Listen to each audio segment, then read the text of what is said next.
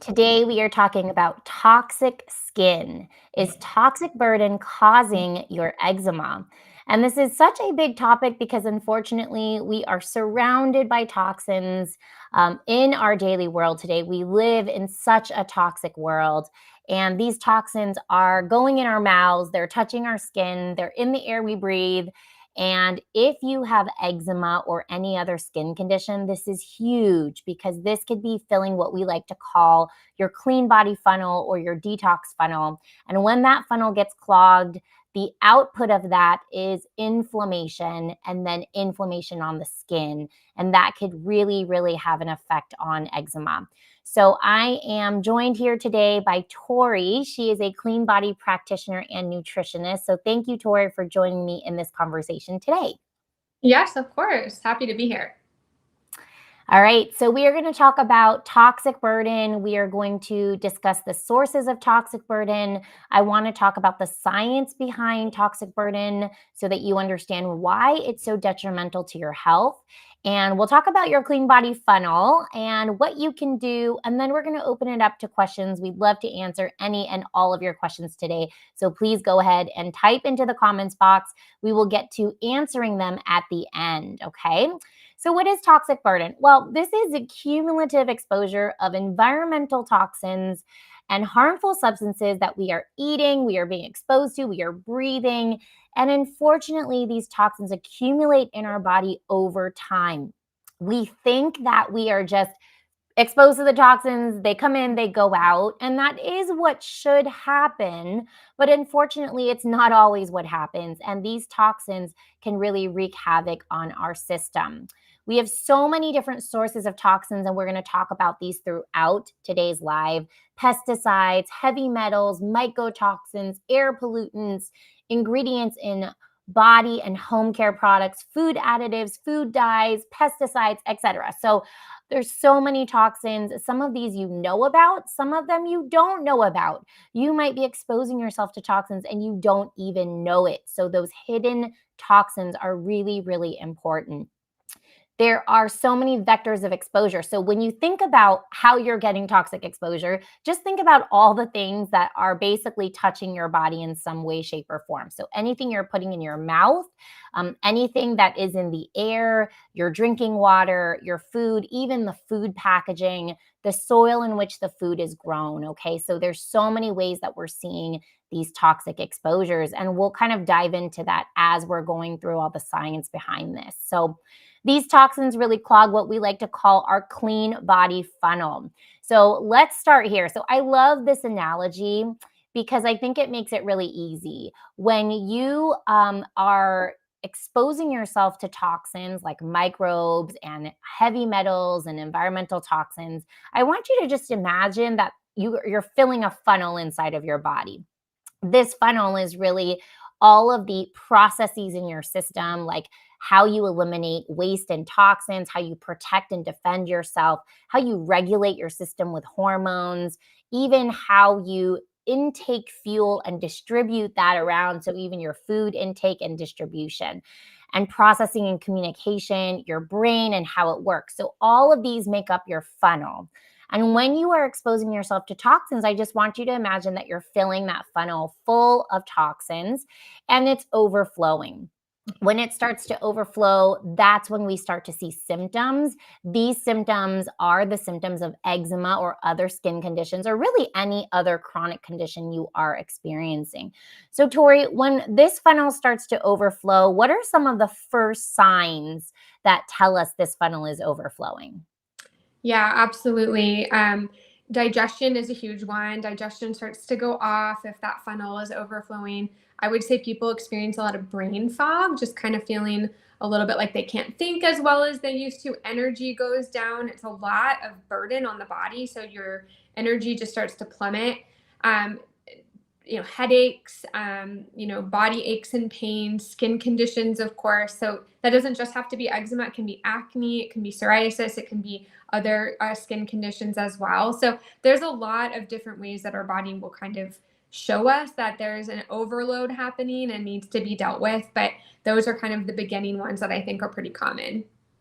Yeah, so gut, because that's actually part of this funnel. And when you're constipated, your funnel is not flowing because poop is one way that you're exiting, right? So if you're not pooping well, you are not exiting the toxins from this funnel. One of the other ways is urine. So if you're not drinking enough water, this is another way that you're not exiting toxins. And one of the first places you're going to see this is the gut. So you're going to see that you might be constipated. But one of the next places you might see a problem, especially if you have a skin condition, is skin. And this is why we see, because skin is your largest organ in your body. This is the organ that really takes the brunt of these toxins when the other organs aren't working well to detoxify. And likely because maybe your lifestyle or diet lifestyle is contributing to you not pooping, not drinking enough water. And now these toxins have to exit. So they try to exit via your skin. Now, if they can't get out via your skin, they're going to try to store somewhere, right? So the way that these toxins enter, our lungs, we breathe these toxins. Our skin, we absorb these toxins. And our intestines, we eat these toxins. And then these toxins are supposed to exit via those same places, lung and skin, but also via our poop, via the colon, and via our urine, via the kidneys. So, Tori, tell us, via the intestines, what kind of toxins are we ingesting? Oh gosh, we can have heavy metals. There can be mycotoxins from different mold species, bacteria, which is really common. Bacteria and parasites. If you're eating, meat and produce, like you are coming into contact with some sort of pathogens, and our bodies are kind of designed to take that load. But when there's an overflowing happen, that can just be like one extra burden that we can't clear well. So those are all really important ways that the digestive tract gets rid of those through poop, like you're saying. So if there's a buildup there, then you're going to definitely see digestive symptoms as well.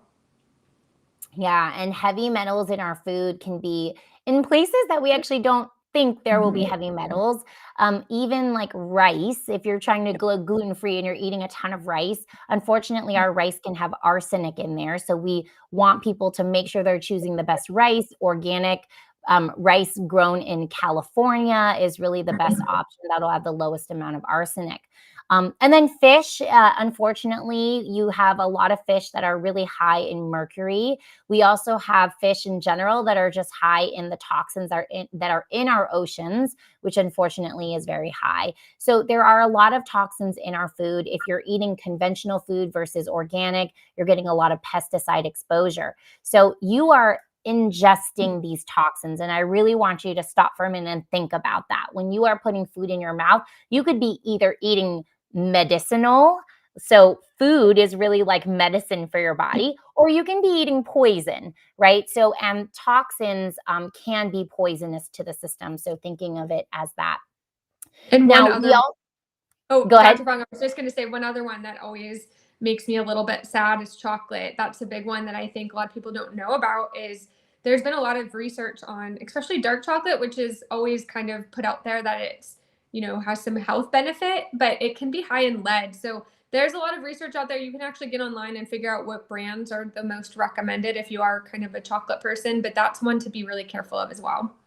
Yeah, I actually wrote a post about this a while back. So go ahead and look for that post. And I actually put the best ones to eat that have the lowest amount of arsenic and lead. All right, so skin. We also absorb toxins through our skin. Tori, what are some examples of toxins that we absorb through our skin?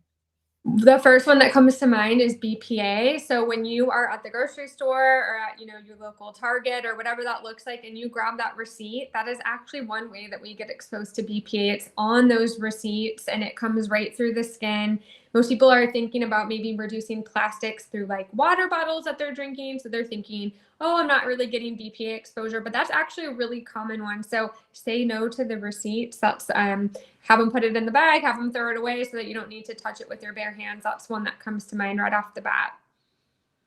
Yeah, and then looking at your personal care products, making sure they are free of phthalates, fragrances. Fragrances typically have a toxin called phthalates. These are plasticizers.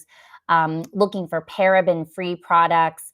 And when you're looking at your ingredient labels, the more organic you can get, the better. And the more conventional you get, typically just the more synthetic chemicals and things like that you're going to see in those personal care products. So the things you are putting onto your skin, you are actually absorbing them into your body. Unfortunately, some of the eczema topicals out there can be toxic, even though they can be helpful. So even things like petroleum and mineral oil, if those are not white petroleum, then those might still have some of the leftover toxins that are in the petroleum, kind of the processing of that. So you want to make sure that you are looking into that as well too.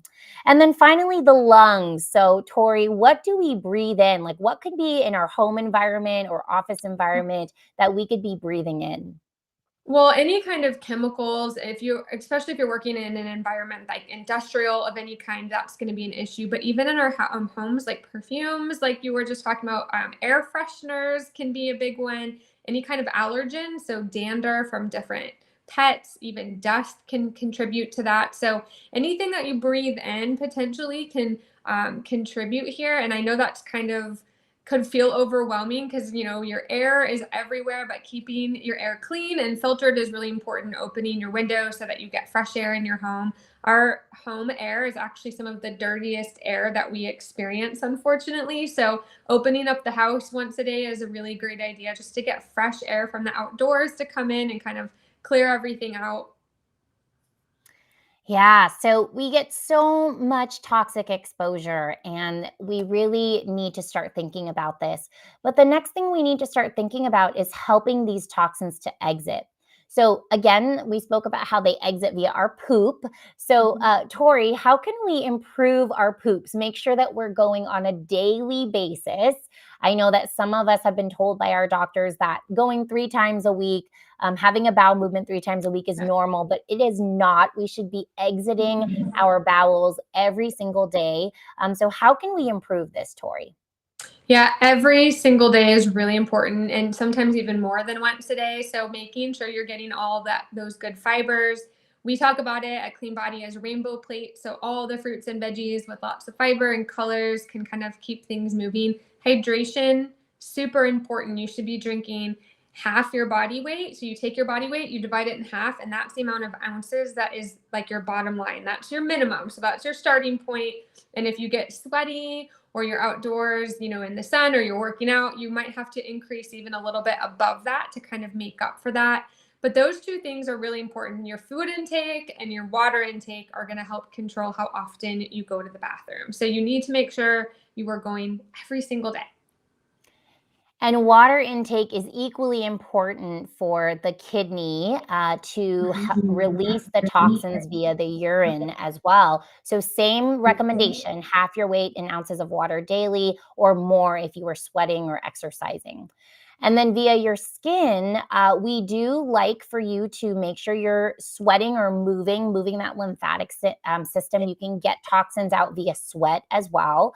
You can do things like dry brushing that will also get the circulation moving, the lymphatic system moving, to help those toxins exit via the skin.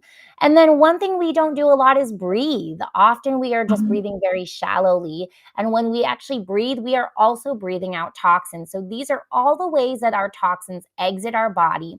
And as you can see, these are simple. These are very, kind of basic things that we aren't doing. Most of us aren't doing. And when we have eczema, this is something we really need to think about.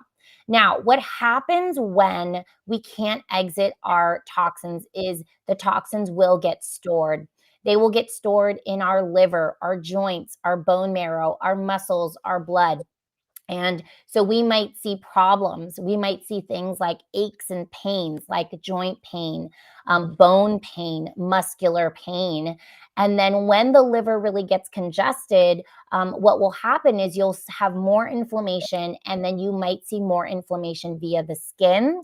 As those toxins are trying to exit, you will see inflammation in the skin, which can lead to the symptoms of eczema as well. So, skin is really one place we see a problem because this is one of our exits, and it can get inflamed as the toxins are trying to exit. But then we can also have a storage of these toxins, and that means that you don't just have these toxic exposures and then they just get out of your system. This means you could be carrying around toxins that have been with you for decades and decades. And so when we think about what's burdening your system, we don't only think about what you're being exposed to right now, but what have you been exposed to in the past? So that's what we really like to ask. And we like to ask your exposures over your entire lifetime, because they all can be playing a role here. Okay. Now, with so many harmful substances, as I said, the liver is a place that we might store the toxins because the liver can't keep up with detoxifying all of them. We will try to increase that liver function and the bile production, but unfortunately, often this gets congested. And in an eczema case, we often see a lot of congestion in the liver and the bile. What symptoms do we see other than eczema? So I do think eczema is a direct symptom that we might see when the liver and the bile are really congested. But what are some other symptoms we can see, Tori, that indicate that the liver and the bile are congested? Yeah, so we've kind of touched on this already, but constipation is a clue for us. Also, we talk about poop a lot here at Cleanbody, but what your poop looks like can give us a clue. So your poop should stink and it should be brown. So if it's floating and the color is a little bit lighter or like a peanut butter color, that is a clue that there's some issues with the bile. And so that can give us a clue too that there's some stagnation. And then there's even some, clues with emotions. So anger and frustration can be a piece of that with the liver. So a lot of times people will experience those emotions are a little bit more heightened in those people. So that's something that can clue us in that there's some stagnation in the liver as well. So those are kind of things we start to look for in addition, of course, to the eczema. Yeah, and we can also see some pain under the right rib area. Mhm. That's actually where your liver and gallbladder are. If you ever get a cramp or a pain there, that could indicate some hepatobiliary dysfunction. Also, if you tend to get really car sick or seasick, this could also be an indication that we often see correlated with hepatobiliary dysfunction as well. So, what happens when you have all these toxins? So, it puts burden on our system. It can cause inflammation in our system. But the other thing that we really need to think about goes a lot deeper.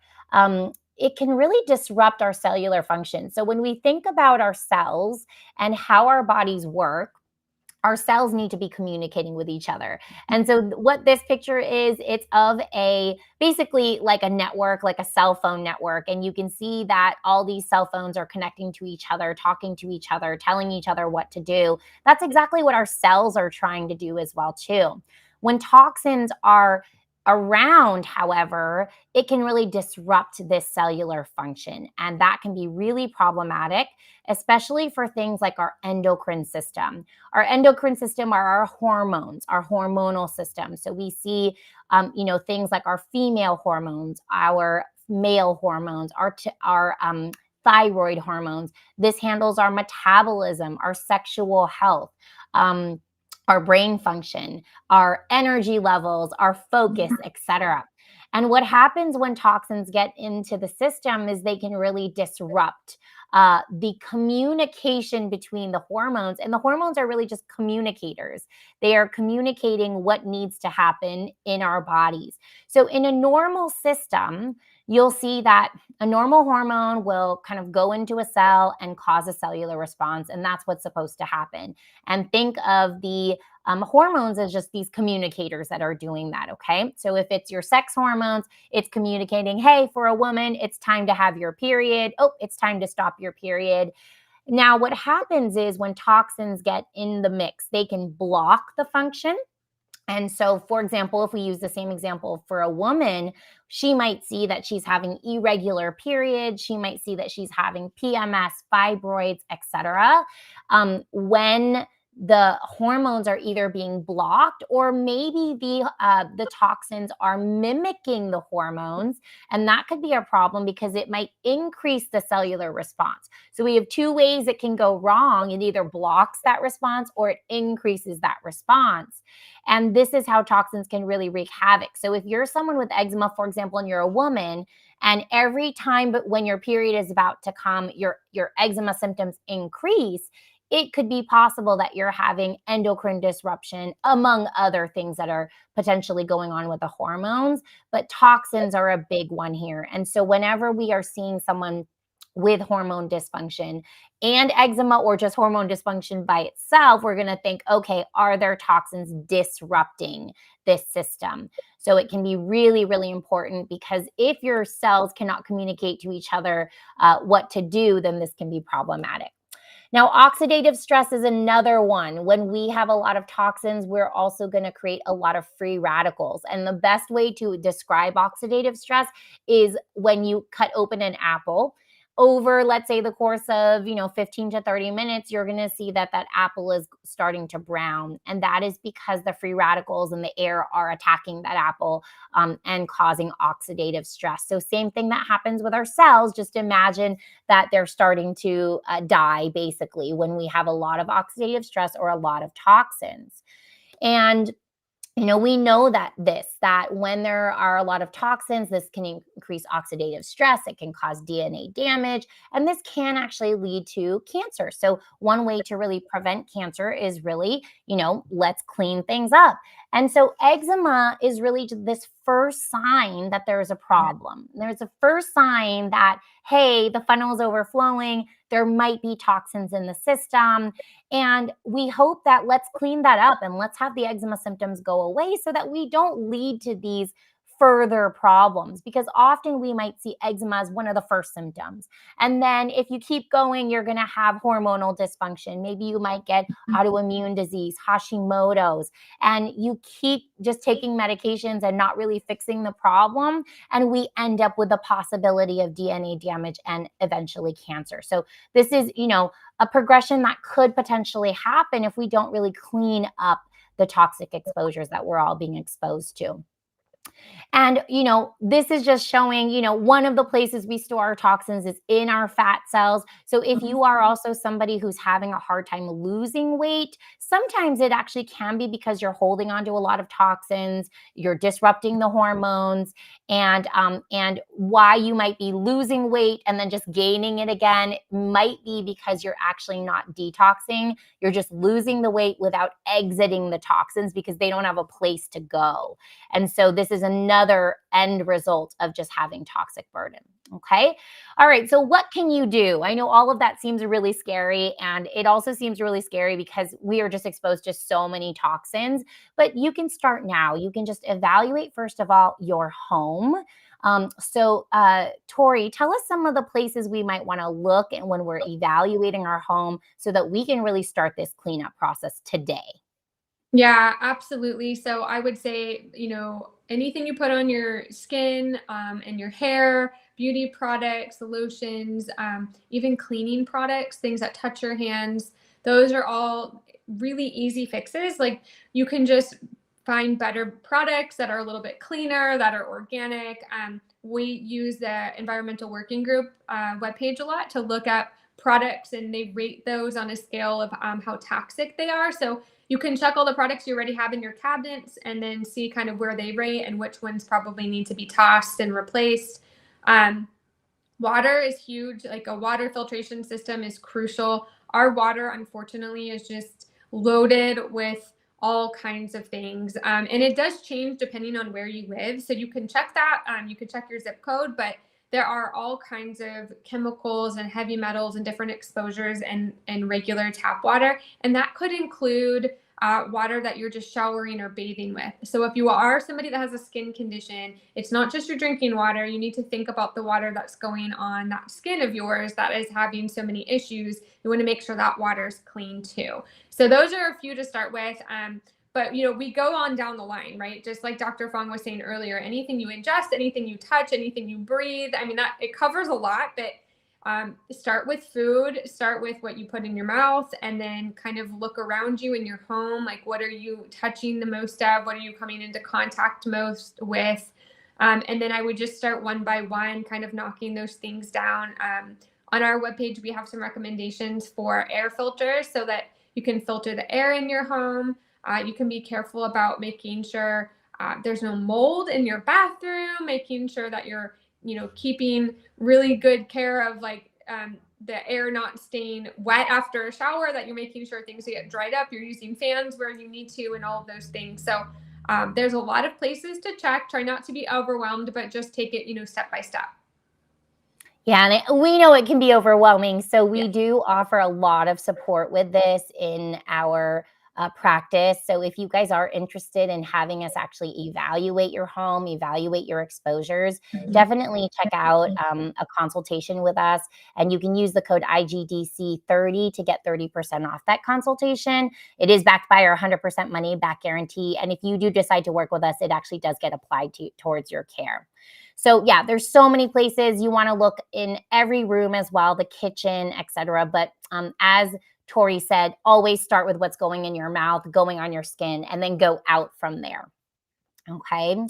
And when we work with people, we really like to help you evaluate these exposures, as I mentioned. So we look at food pictures, we look at product pictures. So, Tori, when you look at a food picture, what are you looking at? Because we're not just looking at the food, but we're also looking at the container. So, tell us Oh, yeah. a little bit about when people are posting these journal entries. It's so helpful for us because then we really can see what's actually happening. And then we can really give you that hand holding to help you clean things up. Yeah, and you were right on about not just looking at what food they've chosen to put on the plate or in their container, but what it's stored in. So a lot of times I will see people put pictures up and they're eating with a plastic fork and a styrofoam container.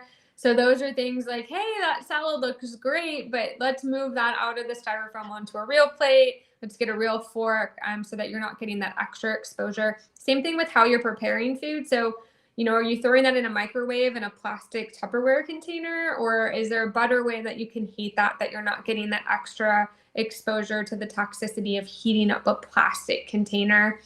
And then we're also just looking for quality of food, especially when it comes to the Dirty Dozen, which is a list that comes out every year and just gives us an idea of the 12 most pesticide-ridden foods out there right now. And so that does change year to year, but you can check that on the EWG webpage. But we do look for that too. Are those organic choices on those particular foods? And just eating organic as much as possible is really crucial. But prioritizing the Dirty Dozen can be really helpful. So, and rice, you mentioned rice, Dr. Fong, but who's sourcing that rice? What company? Like, what brand are you using? Even cassava, which is kind of popular right now in a lot of like gluten-free products, making sure you're checking that, because there's been some reports of lead in cassava just from the soil. So being careful of all these different things, that there's not too many exposures happening in any one of those kind of categories. Yeah, and the other thing we really love for you to post are product pictures. What are you using? And these are actually real examples from real patients of ours. But this one is a laundry powder. And so we also like to look at what you're washing your clothes in. You could post pictures of all of your cleaning products, of all of your soaps and your lotions and your shampoos, and we can help out to help you understand whether those are clean. And for the most part, we can kind of see, okay, those are definitely not brands that are going to be really clean. And so what we're going to do then is forward you resources where you can purchase cleaner products, and we can help you out with that as well too. So we really like to help with the evaluation process because we know how overwhelming it can really be when we get started with this process. The next thing we really want to do is some lab testing. And there are a couple of labs that can really help. So the total tox burden test is a test that is available for order on our website, or if you are working directly with us, we can order this for you as well too. This includes testing for heavy metals, environmental toxins, and mycotoxins, which are mold toxins. Now, how does this help us? Number one, it helps us to understand what you're being exposed to currently, maybe also what you've been exposed to in the past that you could be harboring even still right now. And it can help us clean up those exposures for you. So you can say, oh, okay, I have so much BPA in my system. Now I know I need to hunt for where I'm getting that BPA. And Tori made some really good recommendations earlier, like the receipts that you're getting from Target and from Safeway. Those are actually lined with BPA. So you could have cleaned up all of your plastic exposures, but you're still holding on to those receipts and you're getting BPA. So these tests can be really eye-opening for us. And then we can also see, oh my gosh, you have a lot of toxic burden. So we really need to work on supporting what we like to call it Cleanbody, your drainage organs, your gut, your kidney, your liver, all of those organs that we talked about that are exiting those toxins. We want to give you support for those organ systems. So the total tox burden is super helpful for us. And then there is another test that's available on our product recommendations page. That's a mold test kit for your home, and it's by Immunolytics. And so you can access that kit in the link in my bio if you're kind of having a question as to whether there might be mold in your home. Unfortunately, even sometimes when we don't see mold, there might still be hidden mold. So it still is something that's good to do. Okay. So as we mentioned, EWG verified body care and cleaning products, I will show you the links for that in a moment. Getting an air purifier for the home is really, really important. As Tori said earlier, the air in our home could be one of the most toxic airs that we are breathing. So we want to get an air purifier.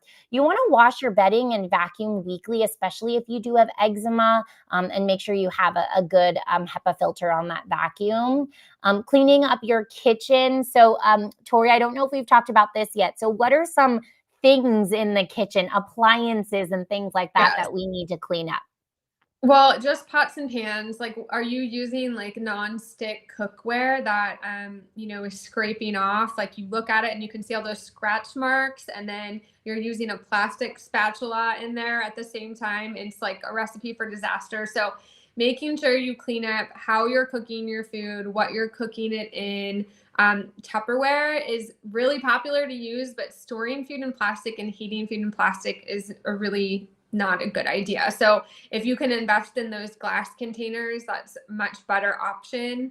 And then, yeah, appliances, that it's the same thing. It's a little bit harder to be cognizant of those because a lot of the appliances we don't think about, like an air fryer, can have plastic on the inside that you're actually heating things in. So just being cognizant of, the quality of appliances you're buying. Even a blender, all the great blenders out there usually have a plastic container. A lot of them are BPA free and they do a good job choosing a better plastic, but you can find ones that have stainless steel. So there are options out there that you can find that are a little bit better if you're really sensitive or your tox burden is really high, which is where that testing could be really helpful to know that. So do your best in that regard, but all of those things seem minor, but they add up over the course of a day or week or a month. And when that's just one area, is like you cooking your food every day in that really bad skillet, that's one exposure out of hundreds, thousands possibly in a day. So keep that in mind. It really does make an impact. And we already just talked about supporting your drainage organs. This is something that we will assess for you if we do work together. We also do have a new clean skin drainage kit, which just has a couple of supplements to support the drainage organs. But of course, that's really kind of generalized support. Sometimes that's really good if someone just has very minimal eczema. But if the eczema is more moderate to severe, we definitely recommend that you get assessed, you get some testing, and you really understand what you need to give to your drainage organs to make sure they're working well. Cleansing is really great, but cleansing is not something that we recommend you do on your own necessarily, just because you could be cleansing and causing, detox reactions. You're thinking that you're making your skin worse, when maybe you're actually just detoxing and you haven't actually worked on those drainage organs yet. So we want to work on the drainage organs first, make sure the core systems are really strong, and then finally get to cleansing. So this is where seeking professional guidance can be really helpful. So again, again, booking a consultation, you can meet with our team and we can really help you along on this journey. All right, so resources that you guys could use. We have product recommendations. The link is in my bio if you're on Instagram, but also you can go to cleanbody.health/products to see a lot of our product recommendations. A lot of the things we've been talking about today, you can find in like the kitchen section, the body care section, etc. And EWG.org is one of our favorites. They are on a mission to make sure that all of us are living in healthy environments and using healthy products. So they have a couple of really great resources. So EWG Verified, they actually do verify the cleanliness of personal care products, cleaning products, even baby products and diapers. So definitely check that out. They release a Dirty Dozen list, which Tori talked about earlier. And the Dirty Dozen is telling us all of the dirtiest foods that have the most pesticides. Every year this changes. So this is actually the 2023 version. So you'll want to access that 2024 version. And then the Clean 15 is where the foods are not as pesticide ridden. And these might be foods that are okay for you to buy conventional. I do also love the tap water database. So go to the tap water database, look up your zip code and see how toxic your tap water is. They also have a consumer guide to seafood. So you can check out, for you, your age, whether you're pregnant or not, what are the best seafoods for you to be eating that are the lowest in mercury and toxins. And then finally, the Skin Deep database is super great if you're looking for cosmetics or personal care products, okay? So I know that was a lot today and it can be overwhelming. So if you are feeling slightly overwhelmed by this conversation, know that our Cleanbody team is there for you to support you in this entire journey, to simplify things for you and to make this digestible and hopefully not as overwhelming as it all seems. If you are interested in meeting with us, go ahead and click the link in my bio, book a consultation, and use the code IGDC30 to get 30% off the discovery consultation. We also do offer a money back guarantee on the consultation. So if you do that consultation, you kind of feel like, you know what, I didn't really learn anything from this consultation, then you can ask for your money back and we will give you your money back, no questions asked. All right, so today we are talking about toxic burden and eczema. I would love to open it up to questions right now. I am here with Tori, and she is a Cleanbody practitioner. And you guys have been actually typing a bunch of questions in, so I do want to make sure I answer those. I'm going to go backwards a little bit. All right, so someone said, hello, it's been a month that I have started an anti-inflammatory diet and I have eliminated lots of foods from my diet. Vitamin C rich food also trigger my eczema. What should I do? Tori, I'll let you tackle this one since nutrition is your specialty. Yeah, so it depends because that's part of the reason we love to work individually with people. Everyone's kind of at a different starting point, but food sensitivities can vary. So kind of trying to figure out what it is that's triggering those flare-ups and those symptoms. You said vitamin C rich foods, which that could be citrus based, that could be part of the issue there. And so getting an evaluation with us would be super helpful so we could look at those pictures of what you're actually eating day to day. There's a lot of different offenders that can cause more inflammation kind of at the beginning of the process, when you're trying to clean things up. And I think the important thing to know about food is that eliminating food isn't what in and of itself will cure your eczema. It's just one way that we sort of bring the burden down on the body. So the idea eventually is that your body will be able to handle a large diversity of food in a very healthy way so that you don't have to always live in restriction or away from hundreds of foods because you feel like everything's going to flare your skin. So we need to figure out what's going on below the surface. And then in the meantime, how do we keep you comfortable by making sure that we're not having you intake foods that could be contributing to that inflammation your body's experiencing? Yeah, I think it's really important not to do an elimination diet just on your own. I think it is really important to work with a practitioner because it can be really confusing. And I think what happens more often than not is people avoid the foods, they actually do feel better. And Mm-hmm. then now they're still at a loss because they're like, okay, what does that mean? Do I have to avoid this food for the rest of my life? Like, Right. this may not be doable. And or you're just eliminating so many foods that you just have nothing to eat. and therefore you're actually not getting the nutrition that you need to heal. So I do recommend, if you're in that place, that you definitely think about working with a professional who can help you navigate this, because when there's a professional looking from the outside in, we can also look at it from a non-emotional point of view. We can also see what's happening, what might be the best route. And of course, with our knowledge and experience, we can kind of say, okay, this might be a diet we might want to do for 3 months, and then we want to, start resuming those foods one at a time, as long as we've been healing the gut, right? Which, as Tori said, the taking out the foods is not the thing that we're focusing on. That's really just eliminating the inflammation, hopefully. But we really have to do all the work to make sure that the organs are healing at the same time.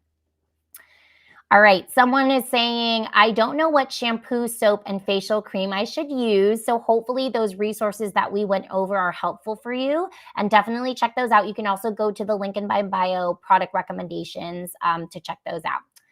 All right, my daughter has had eczema since she was born. Her doctor has never referred me to a dermatologist. They say that the dermatologist will tell me the same thing: use Vaseline creams and cortisone.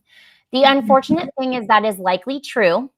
That is likely what the dermatologist will do. In fact, the dermatologist, if it's very severe, may recommend some more severe medications like Dupixent and injectables and things like that. Unfortunately, conventionally, the way we look at eczema is not the way that our team at Cleanbody looks at eczema. We see eczema as this inflammatory condition that's being triggered by something that's increasing that inflammation. And today we're talking about one of those root causes, which is toxic burden. If you go to the link in my bio, you can take our quiz. We have a new quiz that's just released. It kind of asks you a bunch of questions where you can figure out, okay, what are the root causes that are the highest for me? And you can check that out and get a little bit more information as to what your root cause issues might be.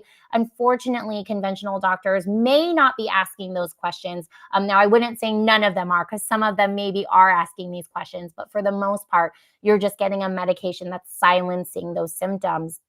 As you can see from this conversation we had today, silencing the symptoms may actually lead to further and further problems down the line. So we really need to address the root cause. Daughter has issues behind both ears, and they gave her the steroid cream to no avail. What labs are recommended for kids? Okay. Behind the ears, we have a lot of lymph nodes back here. And so when it's itchy here, often there is lymphatic congestion in those areas. And that can actually indicate microbiome imbalance, is one of the things I typically like to look at there. And with microbiome imbalance, we do like to look at a comprehensive gut test. The comprehensive gut test is going to test for your microbiome, everything from beneficial bacteria, so the good guys, and then some of the bad guys, so bacteria that we don't want to be there, fungus. We can look at viruses and parasites. And so I would recommend doing a comprehensive gut panel. And if you book a consultation with us, that is something that we can look at ordering for you if you are living in a place where we can do that for you. Okay. All right, which lab should we have drawn? So that's one of the labs, as I mentioned. I think it would be really helpful if you guys do have questions about like what labs are right for me, is actually do our quiz, and you can see what you score the highest in. So if microbiome imbalance is where you score the highest, you can see with that quiz, it'll tell you, oh, these are the labs that are great for you to do. And so you could check that out. The link is in my bio, okay? All right. And then let's see. You're very welcome. Somebody says, thank you. Which vitamins do you advise for children? Tori, I'll let you take this one. Oh, to get rid of the toxins. Well, that would depend. Everyone's a little bit different. So we don't really take a cookie cutter approach where everyone's sort of taking the same things. And kids a lot of times can take similar supplements and vitamins as adults in just different dosages. So we use a lot of different therapies. So we use homeopathic remedies, which are really gentle for kids, but we also use herbal support or different vitamins. So it really depends what, testing shows and kind of if the gut is imbalanced, if the liver needs support, then we would, decide based on those things what supplements might be beneficial. We always start with food. So I would say at minimum, always start with food, getting in as much nutritious food as possible and reducing all of those processed foods. That's going to be really key, is changing the diet before we ever even bring a supplement in, especially with kids, is we always, always, always start with food. Absolutely. Yeah. And as I mentioned, we do have 2 kits that do support nutrition and drainage. If your eczema is not very severe, if it's moderate and you kind of just want to get support for nutrition and bowel movements and just allowing your drainage organs to work well, you can check those out. Go to the link in my bio, free eczema tools, and you could check those out. But I do really recommend that you get evaluated. I really think that's really a good place to start, rather than just throwing supplements at the problem, not really knowing if they are targeting your problem in particular. That's what the testing and the evaluation really does a good job, is it helps us to understand what your problem is. Because if we looked at 10 people with eczema, not all 10 of those people would have the same root cause issues. So take our quiz. It's a really good place to start. So go ahead and click the link in my bio and take our quiz. And that's a really great place to start, because it'll help you, give you some tools. All right. Someone is saying the only thing that helps me is Dupixent. Okay. And I completely understand this. When things are really severe, Dupixent can really be something that helps. Now, what I'd like to say is that's not a forever solution. Almost everyone that I have seen that has been on Dupixent, a year to 3 years later, it tends to stop working. You can check out some of the stories on my YouTube. If you go to testimonials, you can also, Yahira's journey to clean skin, it's on YouTube. You can check out her journey. So she basically started with me 3 years into being on Dupixent. When she first started, Dupixent did great for her, and then it stopped working. And as you can see the pictures, she was actually still on Dupixent when she started with me. And she basically had, the red raccoon eyes, and then around the mouth, and TSW like symptoms. And so it's only silencing your immune reaction, and eventually the body is going to find a way to continue to create that reaction. And I feel that there's typically a timeline there. So if you need that Dupixent right now because it's giving you salvation for the moment, you just want to try to still work on the underlying conditions. So when we see someone who's maybe on Dupixent now, we don't just take them off. We will often actually start working on the drainage organs and working on the root cause issues. And then when their symptoms start to improve, we can say, okay, now let's ask your doctor about extending the time frame here. Maybe instead of getting that shot every 2 weeks, we go to every 3 weeks, every 4 weeks. And then if things are going okay, then we just stop the shot altogether. Okay. Do you recommend a certain brand of dry brush? Okay, I do like, so if you go to the link in my bio, product recommendations, and go to detox tools, there is a copper body brush that I really like that will increase the circulation. So you could check that one out. Okay. As a reminder, all the information we share today is for educational purposes only. If you are interested in getting nutritional or medical advice, definitely consider booking a consultation with us. Make sure to use that code IGDC30 to get 30% off. The link is in my bio. And I'd love to open it up to any other questions before we head out. Thank you, Tori, so much for joining me in this important conversation today. And I don't see anyone else coming in. So thank you, everyone. And thank you so much, Tori. Thank you.